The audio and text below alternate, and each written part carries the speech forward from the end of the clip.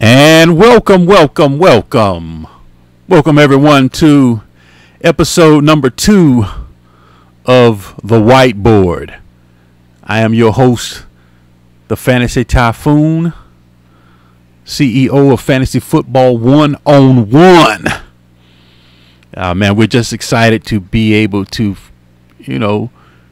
bring some nuggets to you, help you, man. We're here to help you fish.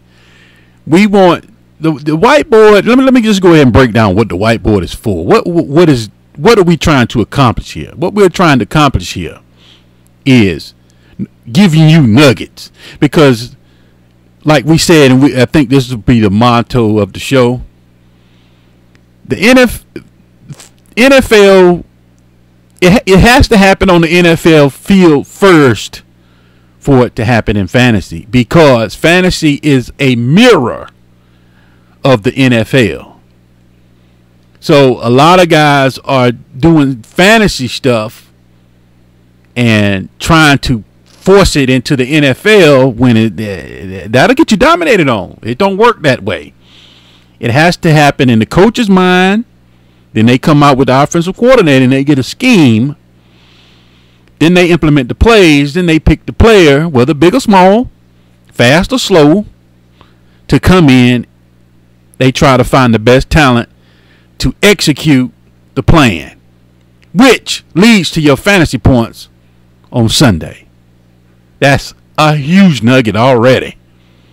Now, like I said, what we're here for, whether you got 2 million followers on Twitter, whether you got 2, whether you've been drafting since 1967, or you just did your first draft 5 minutes ago.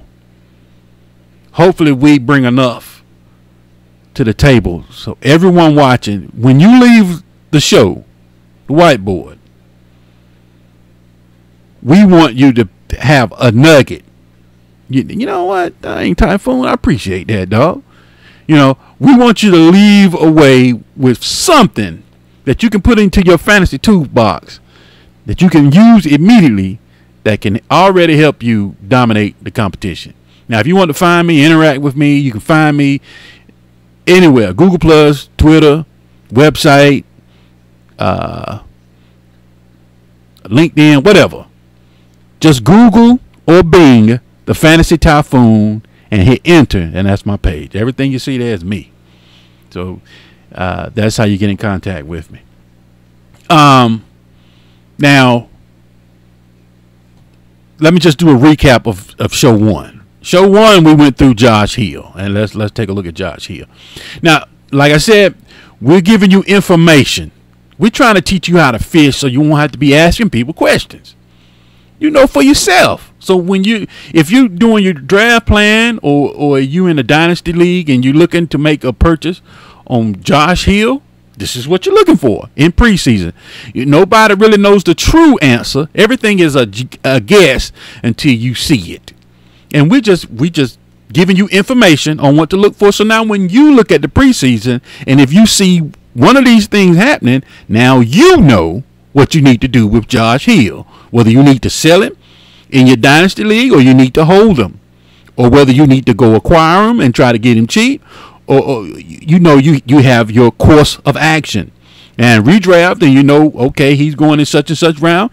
Is that worth him? We're here to give you what to look for. We're teaching you how to fish. Okay, this is the thing. This is his end all be all. Boom, right there. Okay, let me go through this. Let me take that off the board right quick. Okay, let's go through it. You got your tackle, your guard, your center, your guard and your tackle, your quarterback, and your running back. You got your X receiver, and you got your Z receiver. So now he's a tight end. So the question is, let me put some names to this to make it a little bit more. This, like I said, this is a recap, so I'm not going to spend time on it. I'm just going to do a quick one. So you got Breeze, Ingram or Spiller, Colson, Cooks. So what you're looking for here is the Y, the tight end. So what you're looking for in camp, what you're looking for in training camp, and what you're looking for in preseason, who is here?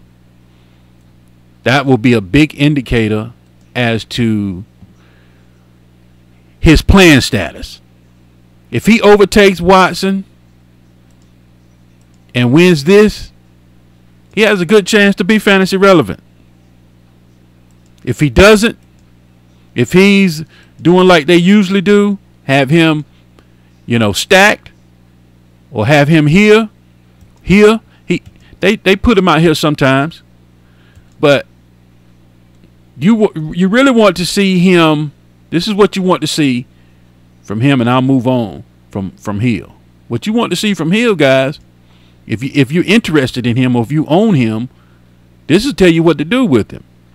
If you see him splitting time, if he's splitting time here at the Y with his hand in the dirt, then you got a good chance. You got a good chance of him doing something in fantasy where it's relevant. If not, it's a crapshoot on what day he'll do what. Going to John Brown, we talked about John Brown. John Brown is okay. You got your X and your Z. John Brown is here. John Brown can go here and here as well. But what you're looking for at John Brown really doesn't have to do with the scheme. It's now that he's graduated to his route tree. His route tree is bigger. He's doing post. He's doing he's doing corners. He's doing posts. He's doing ins, outs, comebacks, slants, and flats, and bubble screens, and jet sweeps. Brown's doing it all. So the spike with him is he's getting more responsibility in the offense. So he's being called upon to do more things as a wide receiver, as a piece to the offense. So that's him. Now we went over Scott Chandler as well. Now Scott Chandler is going to start off as a red zone threat. Now Scott Chandler can line up at the Y here and come in and catch a quick touchdown, or they can, he can run a slant route, a pivot, something like that, or whatever he need, or he can do a delay. He can block here, hold his block, and then release and come in and get a touchdown. He's going to be used as a red zone threat at first. Now this is what you're looking for, and you're going to have to carry him for this. Now, about week 4, week 5, what you're looking for is what personnel is mainly on the field most of the time. And if it's, like we said, this is a recap. If it's 12 personnel that's on the field most of the time, which is 2 tight ends, 1 running back and 2 tight ends, then Scott Chandler is about to be a problem. He's not only going to be a red zone threat and come in here and catch these TDs, he's also going to be used in coming down the field and running routes. That's when you got a problem, when you got that big man running free against a defense. So that's Scott Chandler. I picked him up already in my Dynasty League. We have waivers every Wednesday, so I just I've spent about $7 on him. We have $1,000 budget. I spent about $7 on Chandler, so he's already on my roster. So I'm not telling you this, and I'm not doing it. So that's recap from show 1. And like I said, you don't have to agree with it. We're just here to give you information. It's up to you whether you take it or not. That's on you. We're just here because it has to make sense here. It has to make sense here before it can happen in fantasy football. It's just that simple. Now let's move on to what we want to talk about today. Today we kind of want to focus on Duke Johnson. Yeah, well, what's the deal with Duke? I get a lot of questions. Who's going to win that backfield? And that's a simple answer when you take it to the board. Now, it might not happen right away, but this is the way it should trend. Let me shut the email off. This is the way it should trend, guys. All right, they're keeping DeFlippo is going to continue to use the zone blocking system.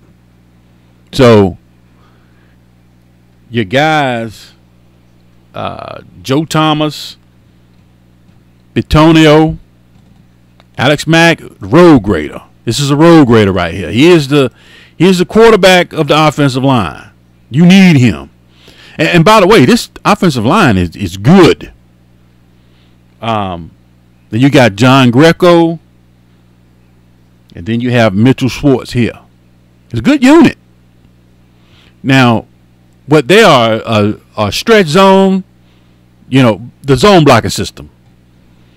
Where instead of blocking a man like you do in power, you blocking a man, and as the running back comes up, the defender, if he's on this side, if they're engaged in the block, and if his helmet is on this side, then he should go this way. Or if the guy's helmet is more towards this side, and when they're engaged, that's showing that the lineman has control of him, and he has him block more to this side, then he has to go this way. So it's kind of like it's a little bit more to read as opposed to your zone blocking system. Zone blocking system is a little bit easier for a rookie to come in and pick up, and that right there gives all three of those guys, whether Duke Johnson, we know Duke Johnson is a rookie, but the zone blocking system is a little bit easier to perform in as opposed to a power or angle blocking system. So that automatically right there kind of levels the playing field right there. So you just can't look at, even though he has to learn protections and things of that nature on third downs to really come in and actually seize the job.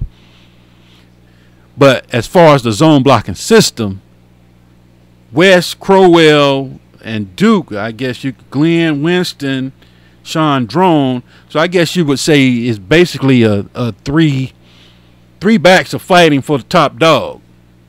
Now, like we said, with zone blocking, it's a little bit different because now you're blocking to a space. He has to take care of his space. It's a space. You're not worried about if the linebacker's up or if the defensive end is up. Like in power, you gotta take care of a man. In zone, you're taking care of an area. So now the guys blocking have more of an area that they need to take care of. So now you got your guys out here blocking. Let's go ahead and put your tight end out there. Let me put your tight end on the field. Let's put your tight end on the field right there, and now he has his area. And that's why they call it zone. They each have a zone that they have to take care of. And now this is where their running styles is going to pretty much tell you who has the best chance of taking over. We would say about week 8 or 9. We're going to give it that much time. Or when they're to the point where they are out of playoff contention, that's when you should really see whoever's going to run the backfield. This is a nugget for you. It's what you're looking for. Now, it's going to be a switch and go from the beginning because they're trying to figure out who can operate the best. But they're going to let the cream rise to the top. We're just giving you a head start on who should rise to the top. Now, this won't actually take place until they're actually out the playoffs, to where all right, we can sit back and relax now. Let's put such as we think such and such is the best. Now let's work him. Let's work him now. Let's put him out there and let's see what he got. See what he can do. Now, you look at Crowell. Now, let me tell you what's supposed to be happening too. Now, as you're blocking, as you're angle blocking, the whole line is, let's say if they call it to the right, to the strong side. Now the whole line, all of these guys are moving in unison this way. So the back has no idea where the hole is. It could open here, it could open here, it could open here, here, or it could be a cutback. You have no idea where to go. Once the player is called, he is moving, but he's trotting because it's a stretch play. I'm just using the stretch play this time. Like I said, I'm not getting too advanced. We're just giving you just an overview, just a generic overview. And as Isaiah goes out, Isaiah's more this guy. He'll get out here and get ahead of everything because he wants to hit it outside. That's what he done at Georgia. It's kind of in his system. He's more of a guy if they're going to the left, to the weak side, and he wants to hit it out there. He wants no part of the middle, AB gap, which is the bread and butter of the NFL. You got an AB gap if you want a job in the NFL. Simple. There's no debate. As Bryce Brown, or you'll be a top-notch runner and have 4.3 speed and be floating around the NFL. That's the first thing. Here's a nugget. It's the first thing, you guys, when you're looking at your rookie guys in college, bang, A gap, B gap, C gap, A gap, B gap. If he can't give you production there, he's already behind. I don't care if he runs a 4.3. I don't care if he runs a 4.2. He'll be, if he runs a 4.2 and can't A-B gap, then guess what? He's a scat back. You don't want scat backs. You want a guy that's going to come in and rock and roll, take all 3 down duties. And that's what Duke Johnson can do. But like I said, he's up against Crowell and West. Crowell, let's say if the hole is open here, Crowell wants to go here first. Now, could this change? I'm going off film from last year. I'm telling you what he did last year. Crowell wants to go out here, man. Crowell wants to hit the corner. He wants the explosion play. And it's sexy. It's sexy all until the defense starts blocking this way and blocking this way. So now when you're trying to come to there's nothing there. Now you got to come in here. He's not comfortable there. So that's what defense is going to. It might look sexy the first 3 weeks. But if you see Crowell running outside all the time, sell him. That's a sale. You better sell him. Because he's telling you right there, I don't want to be great. I want the big play. I don't want to stay on the field. That's what he's telling you. That's what the translation is. If you're in Dynasty League and if you see Crowell in Dynasty Leagues, you see him in preseason trying to do this, as soon as he gets the ball, and you in a zone blocking system, sell him. Sell him now while he has the starting job. Or maybe even okay, I'll just tell you later. Sell him though. All right. Now, I give Crowell this. Occasionally, sometimes you block this way, and as you get out here, you know as the offensive line is blocking, he's running parallel. He's right there with them. As they move, he moves, but it's like a little slow move. It's a slow move. But once the hole open, bam, you gotta go. You can't hesitate. Once that, because it's a crease and it's open, and it's the NFL, folks. You don't get those Alabama and those Georgia holes like guys do in college. You know, you see a little crease, you gotta go get it, and you gotta trust your athleticism to go get it. So, but I do give Crowell this. While the line is blocking this way and he's going this way, and there's a cutback lane, he can go get that. And this offensive line is king of the cutback. I give Crowell that. Crowell can go get that. And that's what'll keep him on the field as long as he will stay on the field, is because of the stretch and then cutback. That's going to keep him on the starting job. However long he holds it, he might keep it. He could. We don't think he will, but he could. So that's what you're looking for Crowell, guys. Like I said, we teach you how to fish. So when you're watching the game and you see Crowell here and here, and he'll give you that occasional cutback, and it'll look good because once you get a cutback like that, you don't have too much out here defensively that can stop you. And then you do a little choo-choo shake, and you can take those to the house. That's a sexy run. That's what you want in fantasy. But cutbacks don't happen all the time. You can't make something happen that's not there, and that's what we see. Good, thank you. That was a good one. You can't make stuff happen that's not there, and that's what Crowell tends to do.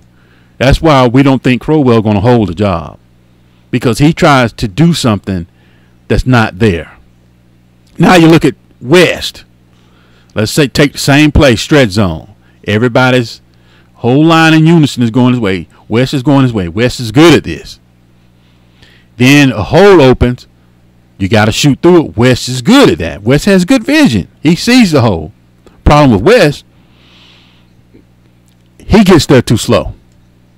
West sees the hole, but his reaction time as to what he sees is a little slow. Okay, let me put it to you this way. Let me show you what's happening. Let me show you what's happening with West. Everybody's stretch zone. Everybody's going his way. His area. Now, sometimes these guys don't even have a man. They're in an area.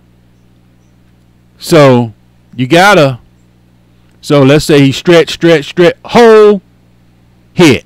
You see what I'm saying? You see the hesitation? You see the hesitation? Stretch, hole. Oh, sorry. I went too fast. See, that's instincts. You automatically go fast off instincts. West instincts. He just doesn't have the instinct, guys. Stretch, hole, hit. He's a little late to it. And that'll get you clogged up in here when you should be here. That little hesitation, man, it's a split second, inches, and split second can be a 2-yard gain or a good 30-yard gain. And here's Duke. So West is going to be, we see West coming in as third out the gate. So he's already got an uphill battle to climb, because now he's got to show that he sees it. Not only does he see it, now he got to show he has the skill to get through it, which he could. He could, because he lost weight, and it makes you faster. So his brain sees it. His body just doesn't react to it fast enough to get it to what you want it to be an official starter in the NFL. To have a stranglehold on the running back job. That's what we talking about, a stranglehold. We're not talking about, okay, this week West is number one, and this week Crowell is number one. Nah, we're not talking about that. We're talking about a takeover. That's when you bring Duke Johnson in. Duke Johnson, you saw it in college. He would come out, let's say same stretch zone. Stretch, hold, bam. He's gone. Let's try it again. I messed that one up, guys. I messed that up. All right, let's try it again. You stretch, hold, bam. Oh, messed it up again. I'm trying to go too fast. You know, sometimes backs do. They try to, and they run it up the back of their lineman. But stretch, they're stretching, hold, boom, hold, he's gone. And then he's got that wiggle, because you're going to meet him. But that's the running back's job. Right here, boop, boop, boop, go that way. You got to get past him. This is the NFL, guys. You got to be able to handle that guy. That's open. That's open in the NFL all day long. When you get to that second level, I'm going to leave him here. And when you get to the second level and you got that defender there, whether it's a cornerback, linebacker, whatever, and you stretch, you hitting it, you got to do something here. Now, that's our knock on Latavius Murray. He has everything you want, but when you get here, bam, he's tackled. You do it this way. Well, we talking about Latavius Murray for a second. Hold on. Let me get Latavius Murray out right quick. That's our knock on Latavius Murray. Even though they do the power blocking system. But I'm talking about just as you get to the next level. Look at his tape. You get to the next level, he don't make him. He's tackled. Poof. He's down. You got to either run that guy over. That's why Adrian Peterson's so fierce. That's why Aaron Foster's so fierce. That's why these guys are so fierce. Jamal Charles. That's why these guys are #1 running backs. They get here and see that defender. Oh, that's not. Oh, thank you. They going for a touchdown. They going for pay dirt. But let's get back to Duke right quick. So Duke, you saw it in college. Duke can stretch and hit, and then wiggle and get that. So he's getting to the 20, wiggle. He got another 20. It's going to take a little time, because that's just the way it goes. It's going to take a little time for Duke to really get it. Now, when they, and the real test comes when they put on pads too. So that's why, everything's hunky-dory now and it's looking good. But when you put on pads, that's when the real truth comes out. Now, here's another thing Duke can do that you have to be able to do when you're a zone blocking runner. You got to have these skills. It's got to be built in. You can't be taught this. You can't be taught hit. Now, you might can lose pounds and get it as far as West, but as far as Crowell, that's kind of hard to teach him. I'm not going to say you can't teach him. I won't put an absolute on it, but that's rough. You're fighting an uphill battle. So when the line is blocking this way, let's say nothing opens and you got to cut back. And when you cut back, that's daylight, baby. On a cutback, and if he has his block here, and they're stretched, and so it'll probably be about right here. He'll be about right here, which means the rest of these guys are here and here and here and here. So if he can hit that stretch, and they get all the way close to where you see it with Alfred Morris, he does it good. That's why his production went down now that they're moving to a power system. So it's not just Alfred Morris' system. Alfred Morris was a perfect zone blocking system runner, because he could pull that stretch. Let's say this is the sideline. He could pull the stretch all the way and then hit it. Alfred Morris could do that. He was a big guy, but his first couple of steps was sneaky fast. Kept him on the field. Kept him a job. Now them power system moving more along to that Matt Jones guy. Watch out. You could be a change of the guard. That's true rumbling. Actually, we have a beat writers edition of the Washington Redskins up on the podcast. We just put that up last week or so. Oh, the beat writers tour, man. I'm by myself, guys. I'm the only guy here. I don't have help doing these videos, doing podcasts, doing the draft kit. Man, I'm swamped. I can't do all this by myself. So beat writers tour, man, it's killing me.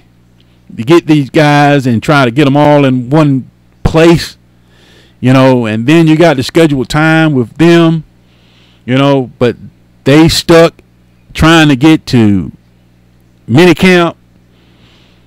Man, that's rough, man. But then they got jobs and they got families that stuff they got to do. Guys, beat writer tour is, I don't know if I can do all 32 of those guys. Even though I got my guys I can go to, sometimes, man, they don't respond back quick.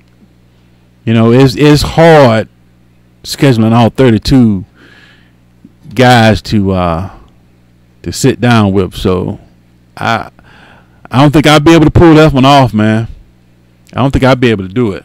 But so I just want to throw that little disclaimer out there. I bit off a little. I thought I could get it done. I bit off a little bit more than I can chew, and I might have to regroup on that one. So I don't mind. I'm trying to grow, but I'm by myself. Fantasy football 1-on-1, like you see right here, with the Fantasy Typhoon. You can scratch without is the Fantasy Typhoon. I'm looking for help. Hopefully Tim's will come in and write something sooner or later. Hopefully he'll do something. But I just can't roll with anybody. You got to know what you're talking about, man. You just can't be writing articles just to get. We don't write articles just to get clicks. You know, you got to tell why something is something. But you know, that's just. I'm sorry, that's just a little rant. I got off page. I got off course. But you know, it was on my mind. I just had to bring it to you before I forget, because I might not get a chance to get to the podcast. But this is about Duke Johnson. Basically, we see Duke Johnson taking over this system because this is what he's born to do. He's more comfortable of a run as far as what we see. Now, like I said, we just giving you nuggets here, man. You can say, "Nah, man, you crazy, Typhoon. Duke Johnson ain't gonna take that. That's Terrence West." I mean, hey, he could. We're not giving it to nobody yet. We're just putting our money down on the horse. You know, whether the horse wins or not, you know, 95% of the time we're right, but hey, we're wrong too. We're not that arrogant. You know, we're not that arrogant. So, just want to tell you about Duke Johnson. He could be a real good redraft piece for your 2015 drafts. Yeah, we expect his stock only to rise. So you guys that's drafting early, 'cause you know I'm talking to some folks now, helping them get their draft plan together. Now they had a couple people already drafted already. I don't know why would you do that, but you know, hey, different leagues, different rules, different guidelines. We don't draft, my serious ones. Like I said, I've cut my teams down. I've cut my teams down drastically. I've got like 2 dynasty leagues now, and one,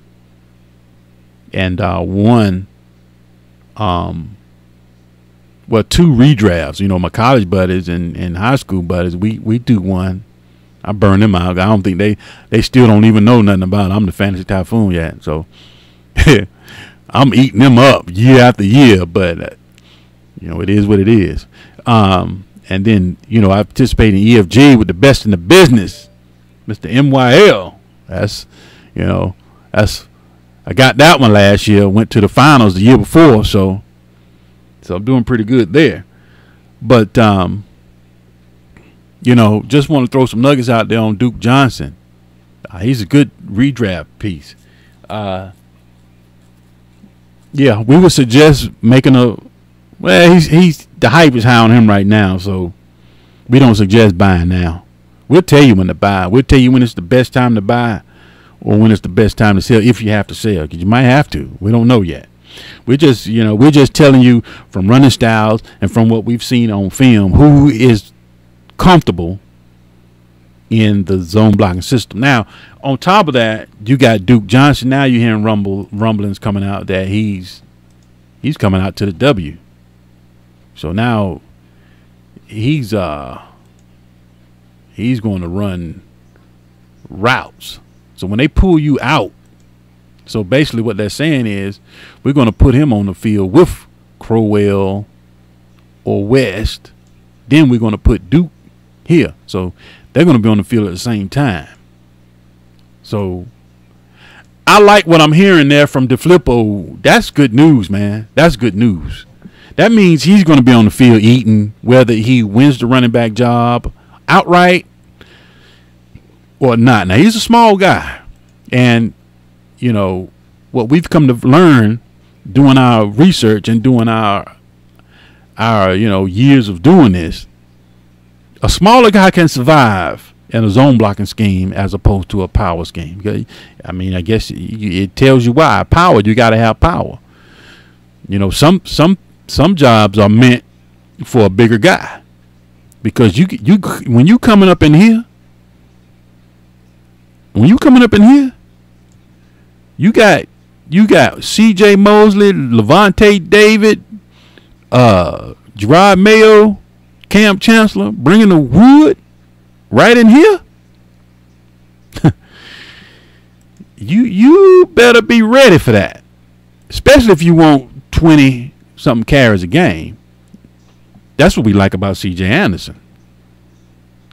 Man, boy, that guy, that kid, boy, that's a perfect storm, because you got Kubiak, then you got the one-cut system, which makes everything better. It makes it a little easier to read, because now you don't have a helmet. You're going to have to, to think. You go see it and go, as opposed to, where is he? Go. And then now you got your line back up there. Now I smashed you in the face. So now you got a little bit. You can run the stretch zone this way. You can still run the zone that way. So a lot more opportunities for C.J. Anderson. Plus, you got Peyton Manning, with the defense. So that keeps that safety. That keeps that strong safety from coming up for run support. That keeps him at bay. That keep that middle linebacker backpedaling. Peyton Manning does that automatically. So now you got to open. A little bit easier box to contend with, to go along with the zone blocking system. You see what I'm saying? So it just got easier for Anderson. Okay, you top that off with the offense moving the ball. Now you're getting more red zone touches. So now he's at the goal line more. And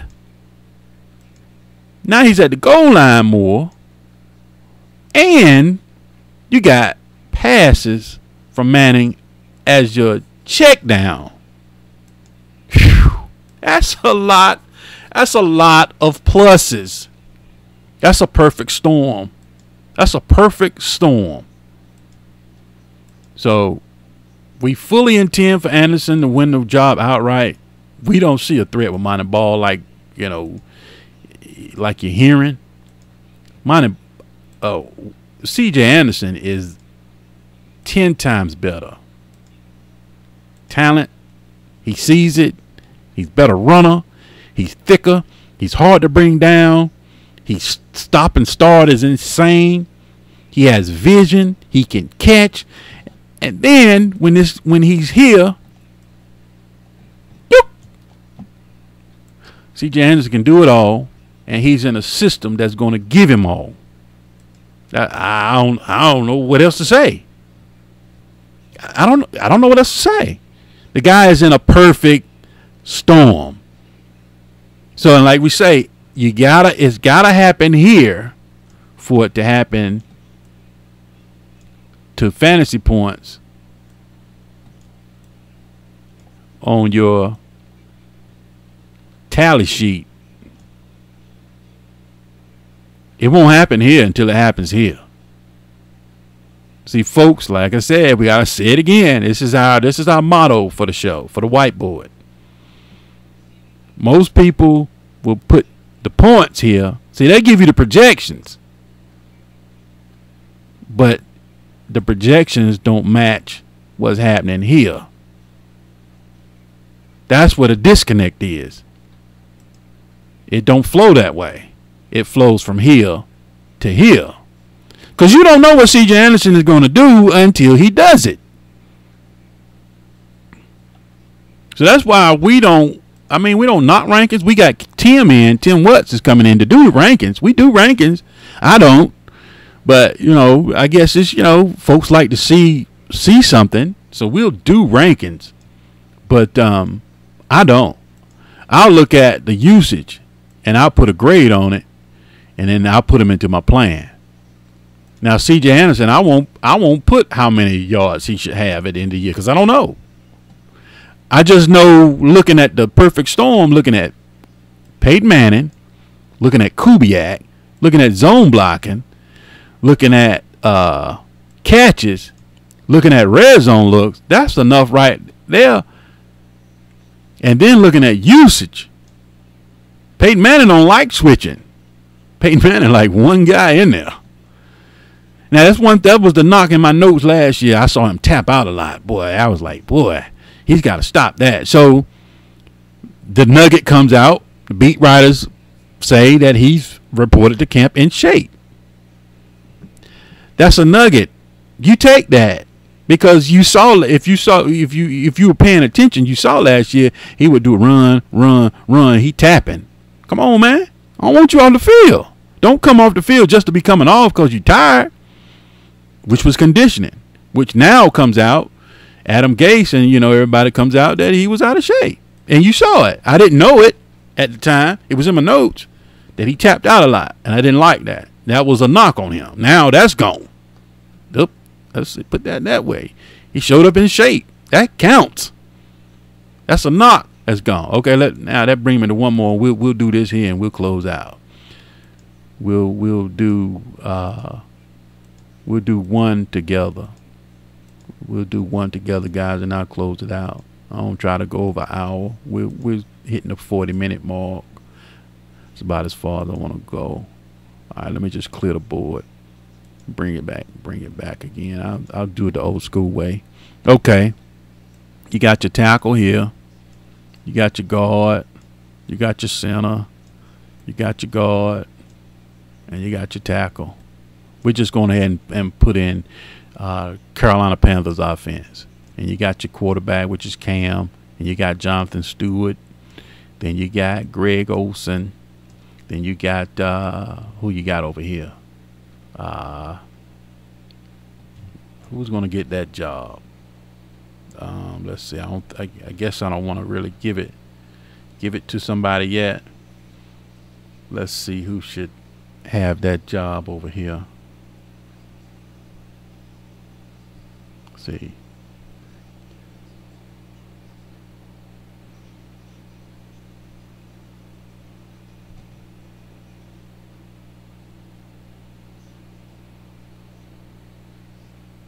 What's that guy's name? Can't think of his name.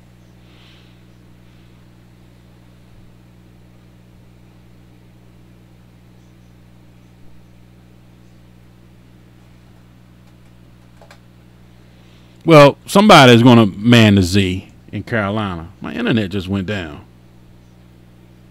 So somebody's going to man the. It's bad when I don't know your name. So that means we don't even know who it is. So, all right, so you got Kelvin Benjamin over here. So that's 1, 2, 3, 4, 5, 6, 7, 8, 9, 10. So you got somebody else need to come on the field. We'll just put let's just put Funches on the field. Now, as opposed to last year, Funches wasn't there, so I can't use Funches. Let me take Funches off the field.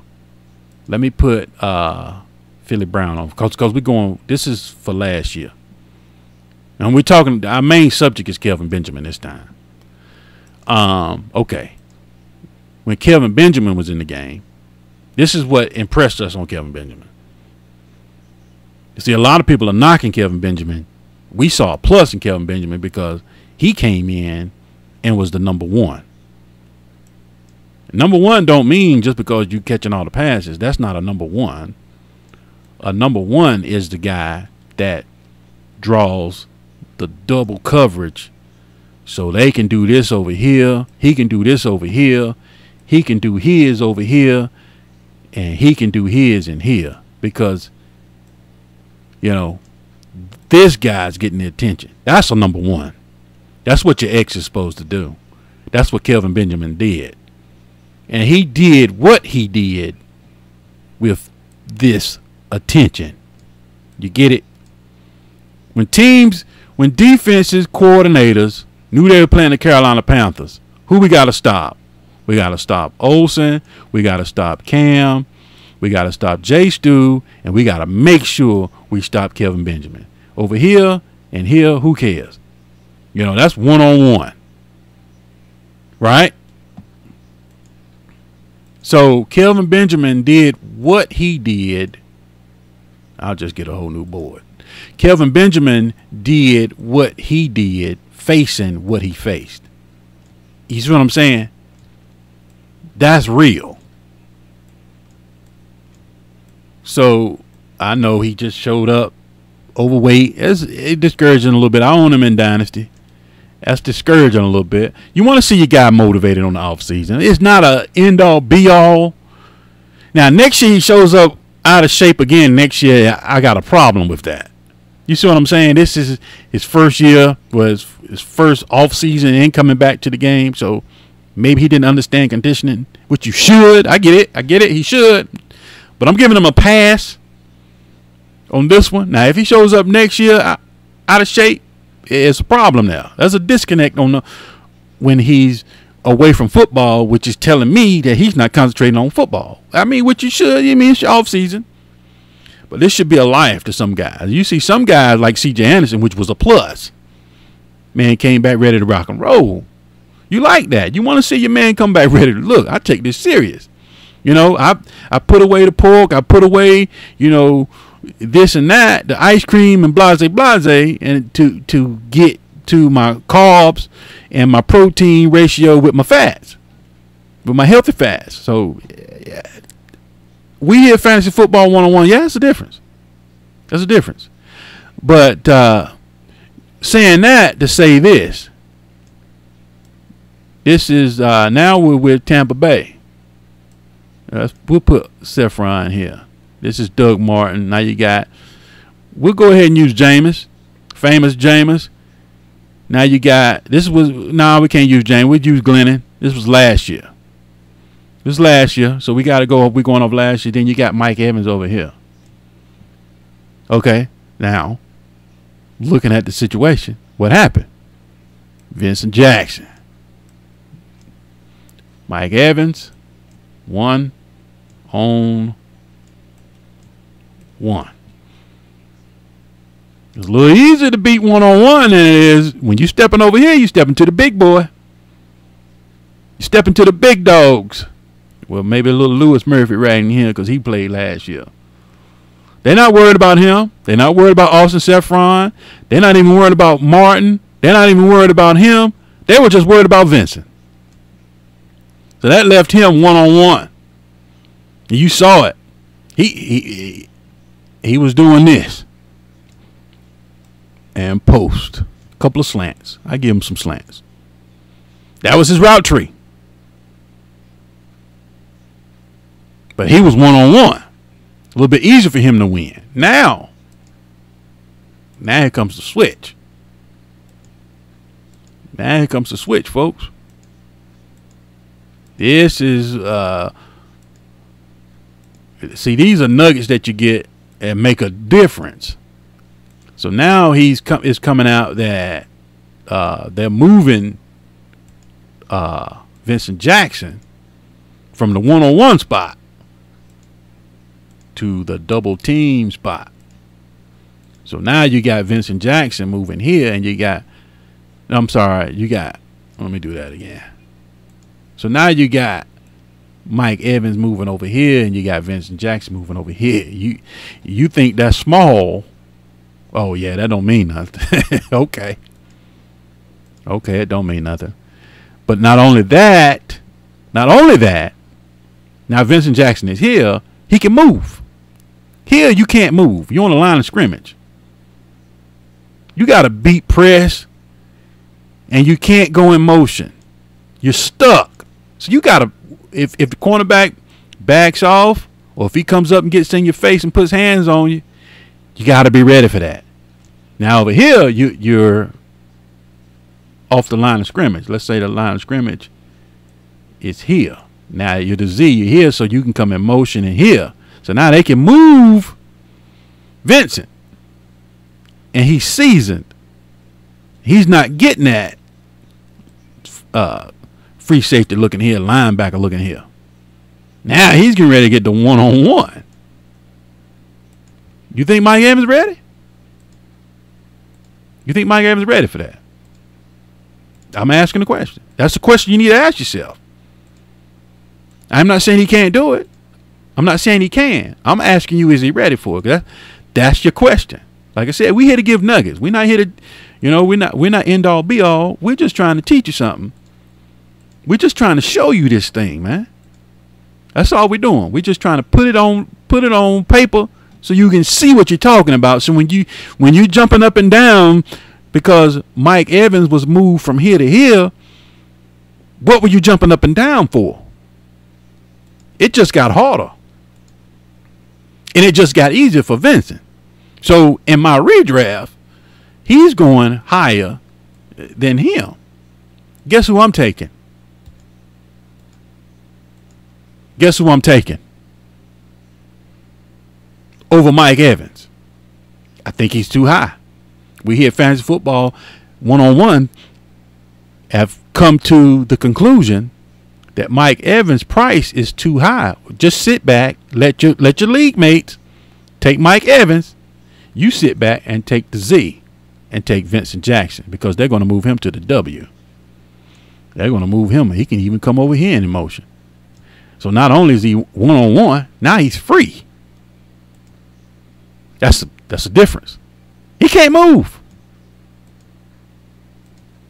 So once he sets up and whoever comes over here to play him, he's stuck. You can't move him to a mismatch. You got to man up and handle it. Now, it could get to the point where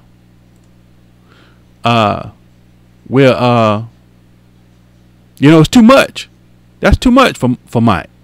We got to put him back and then move Vincent back. It could happen.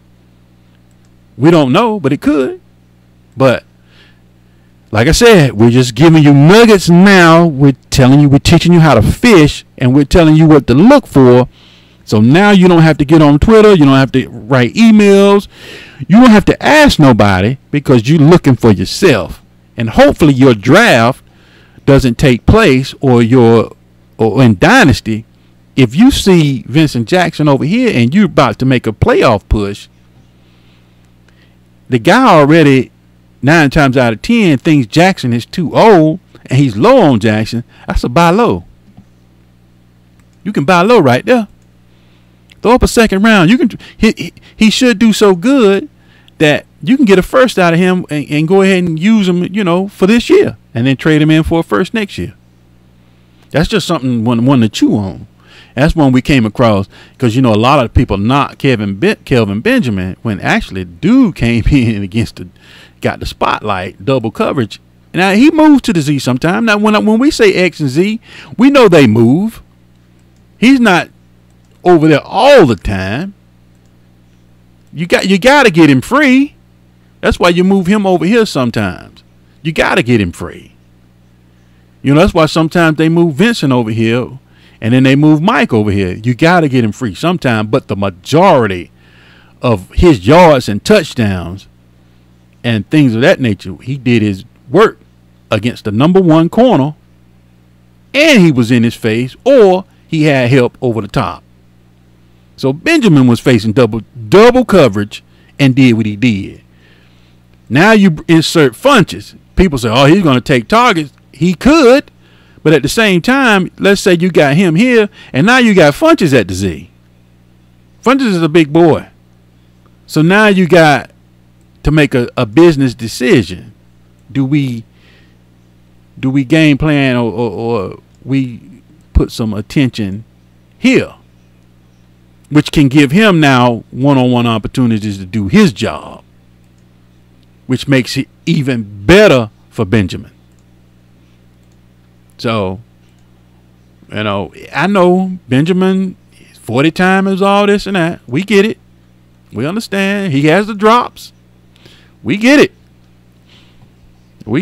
But we just wanted to bring that to the whiteboard, man, and just show you that Mike Evans' move is not a plus unless he can handle it. Now, like I said, we don't know if he can handle it. He could come out balling, but we just telling you what to look for, so you can make your own decision at the end of the day.